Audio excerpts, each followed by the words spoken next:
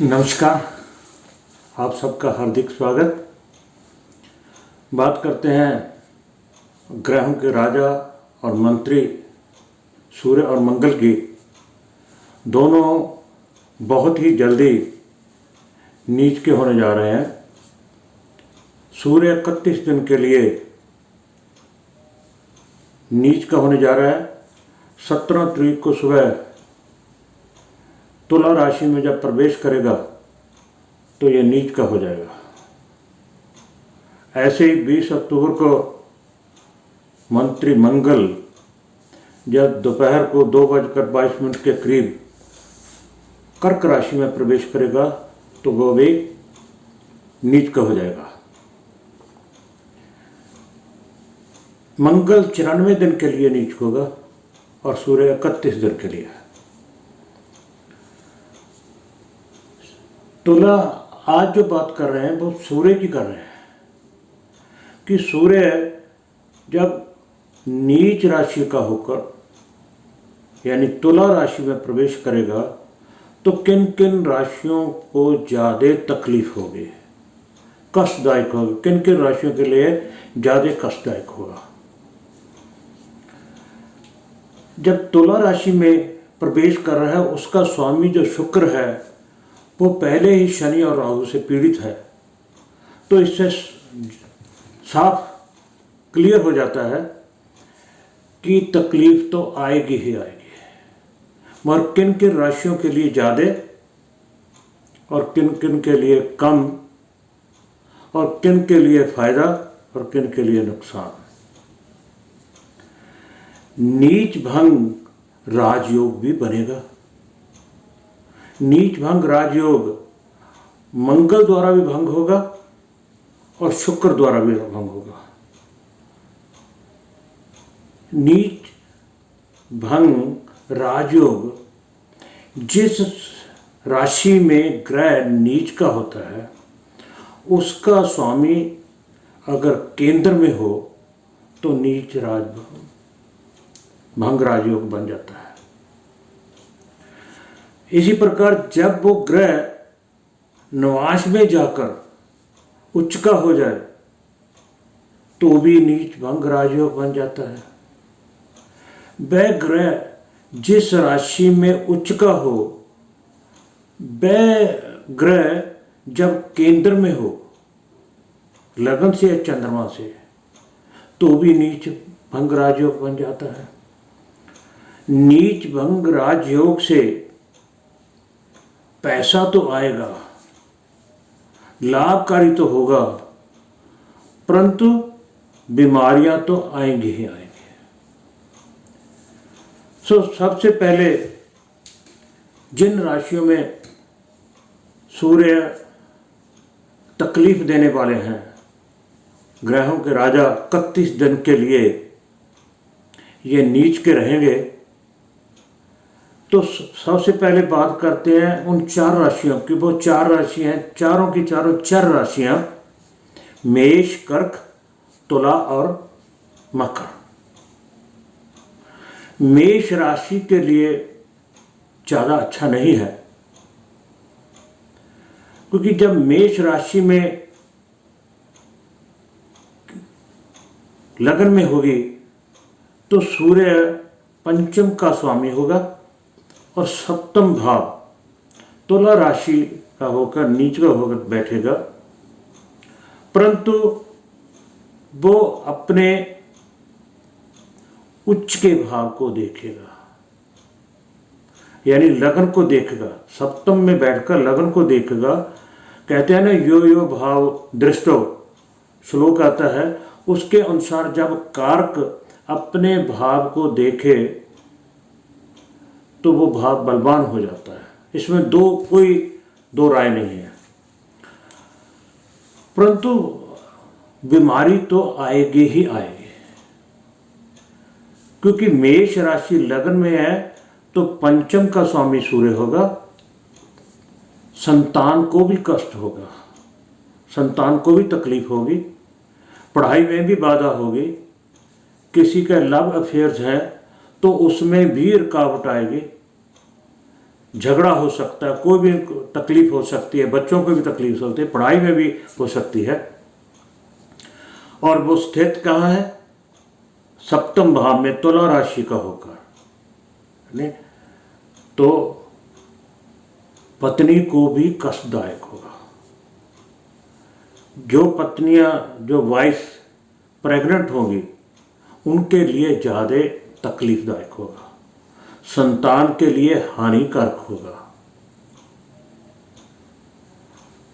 तो ऐसे ही जब कर्क राशि लगन में होगी, मेष की बात की, तो कर्क की जब अगर हम बात करें, जब कर्क राशि लगन में होगी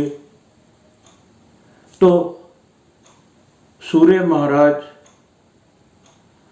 चौथे भाव में होंगे। धन में ठगी लगेगी, धन का नुकसान होगा, पैसा फंसेगा, या तो आप प्रॉपर्टी खरीदेंगे या कोई गाड़ी पर निवेश करेंगे, तो उसमें भी कोई ऊंच नीच की बात हो सकती है।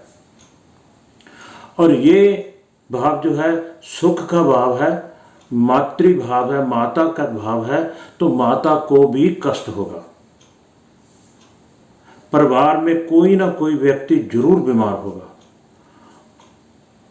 जैसे मेष राशि की बात में मैं भूल गया बताना कि बच्चों को कोल्ड कफ होने की भी शंका है। तो कर्क राशि में परिवार में कोई ना कोई मेंबर जो है बीमार हो सकता है, हॉस्पिटलाइज हो सकता है सॉरी हॉस्पिटलाइज हो सकता है। तो आपका फर्ज बनता है कि सूर्य को शांत करने के लिए सूर्य को जल चढ़ाएं, 31 दिन सूर्य की पूजा करें, सूर्य के मंत्र का जप करें। तो अगली जो राशि है तुला, तुला राशि वालों के लिए कैसे होगा, हम अब उसकी बात करते हैं। अब बात करते हैं तुला राशि की। तुला राशि में तो ये खुद ही नीच होकर बैठेंगे। तुला राशि वालों के लिए ये खुद ही उस राशि में नीच होकर बैठे हैं, तो सबसे ज़्यादा कष्ट तो इसी राशि को होगा। इस राशि वालों को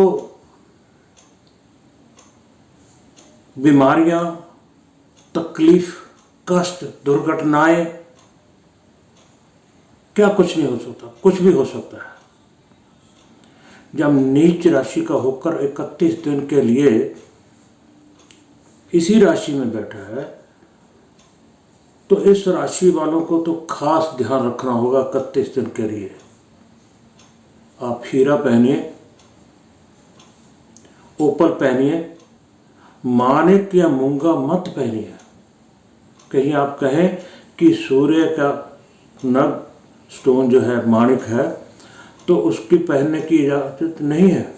आप हीरा पहनिए, क्योंकि शुक्र की राशि में होकर बैठा है। ओपल पहनिए, सूर्य के मंत्रों का जाप कीजिए, जल चढ़ाएं।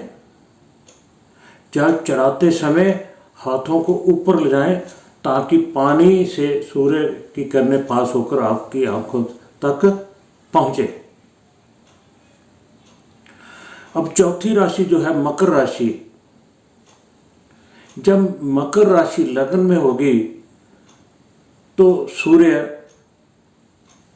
नीच के होकर दशम में बैठे होंगे, और वो अष्टम के स्वामी भी होंगे, आयु के स्वामी भी होंगे।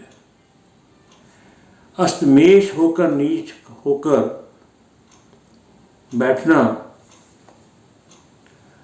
तो जॉब को भी खतरा, आयु को भी खतरा। अपनी जॉब को भी बचाएं, बॉस से बनाकर रखें।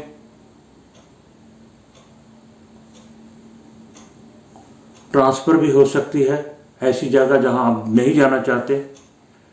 अपनी मेडिसिन पास रखें, क्योंकि हार्ट डिजीज़ वाले खास ध्यान रखें इन 31 दिनों में, क्योंकि इन्फेक्शन होने का डर है, घर में कोई ना कोई बीमार रहेगा, बारी बार एक ठीक हुआ दूसरा ठीक हुआ, तीसरा मेंबर जो है बीमारी होने की संभावना तो है ही है। हार्ट वाले ध्यान ज़्यादा रखें, मेडिसिन पास रखें। सूर्य को जल देते समय मैंने पहले भी बोला कि हाथ ऊपर ले जाकर जल दें, ताकि सूर्य की किरणें पानी से गुजरकर फिर आपकी आंखों तक पहुंचे। मंत्रों का जाप, बीज मंत्र का करिए, और बीज मंत्र का जाप कम से कम 2 माला है 108 मंत्र वाली डेली करें 31 दिन। ये जो 4 राशियां हैं इनमें ज़्यादा कष्ट है। बाकी की जो 8 राशियां हैं उनमें तो नीच भंग राजयोग बनेगा। 4 राशियों में मंगल द्वारा और 4 में शुक्र द्वारा भंग होगा। उनको जब नीच भंग राजयोग होगा तो उनको लाभकारी भी होगा और पैसे में भी बढ़ोतरी होगी, परंतु इसका अर्थ यह नहीं कि शरीर को कष्ट नहीं होगा। शारीरिक बीमारियां, कष्ट, ये बाधाएं आती रहेंगी। इस बात का ध्यान रखें कि सूर्य की पूजा जरूर करनी है, सूर्य को जल जरूर चढ़ाना है। जब तुला राशि में लगन में होगा उस समय उन लोगों के लिए ज़्यादा कष्टदायक होगा, ग्लोबली ही कष्टदायक होगा, पृथ्वी पर ही कष्ट होंगे, जनमानस में बीमारी होगी, कफ, कोल्ड, ये बीमारियां जो है, दुर्घटनाएं हैं, तकलीफें, ये ज़्यादा होगी। सो इस में इतना ही। सो सूर्य के पूजा, सूर्य को जल चढ़ाना, सूर्य के मंत्रों का जाप करना, हार्ट वाले अपनी मेडिसिन पास रखें, बीमारी वाले, यानी ये जो कष्ट है ग्लोबली कष्ट होगा, पृथ्वी पर ही कष्ट होगा, क्योंकि मंगल के साथ, सूर्य के साथ साथ मंगल भी नीच होने जा रहा है। सो इस पाठ में इतना ही। बाकी जो 8 राशियां हैं मैंने बता दिया, उनको पैसे का तो लाभ होगा, परंतु बीमारियां आएंगी, क्योंकि उनका नीच भंग राजयोग बनेगा। जैसे मैंने पहले बताया, 4 राशियों में मंगल द्वारा और 4 राशियों में शुक्र द्वारा नीच भंग राजयोग बनेगा। सो इस पाठ में इतना ही। आप सबका बहुत बहुत धन्यवाद।